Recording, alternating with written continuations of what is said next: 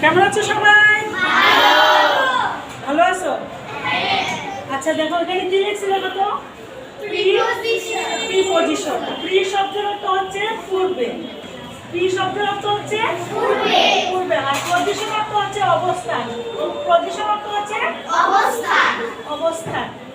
অর্থাৎ পূর্বে যা অবস্থান করছে করে তাই হচ্ছে প্রিপজিশন। তোমরা এখনো ছোট আছো তাই কিছু কিছু প্রিপজিশন তোমাদের জানা দরকার, ঠিক আছে? পূর্বে যা অবস্থান করে তাই হচ্ছে প্রিপজিশন, ঠিক আছে? এখন দেখো অফ। অফ অর্থ কি হতে পারে? অফ অর্থ হচ্ছে প্রিপজিশনের বেলায় অফ অর্থ হচ্ছে থেকে। অফ অর্থ কি? থেকে।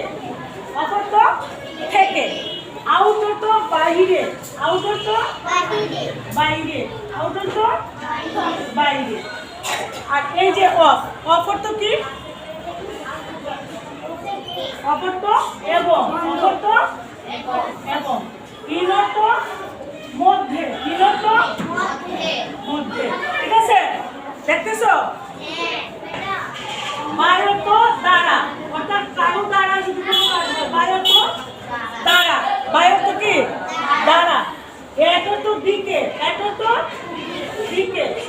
কোনো বাক্যতে যদি আমরা দিকে থাকে কোন দিকে যাব তাহলে আমরা কি ব্যবহার করব?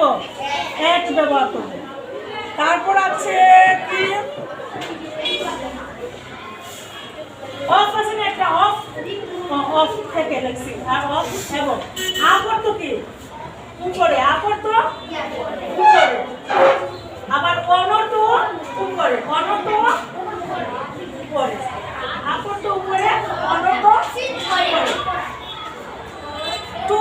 টু দিয়ে টু কি বোঝা যায়? টু কাছে। টু মানে কাছে।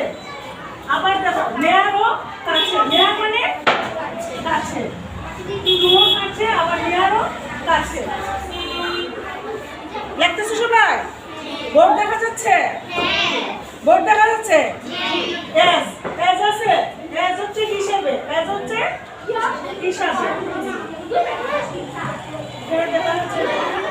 এস হিসাবে।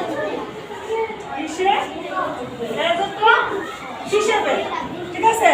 আর এমনিতে আমরা বাট অর্থ কি জানি? বাট অর্থ কিন্তু না, কিন্তু প্রিপজিশনের সময় বাট অর্থ হচ্ছে ছাড়া। বাট অর্থ ছাড়া। দাঁড়াও, যাবো না।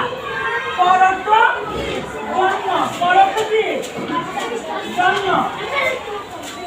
ফ্রম অর্থ থেকে। ফ্রম অর্থ থেকে, ঠিক আছে? আরেকটা রয়েছে।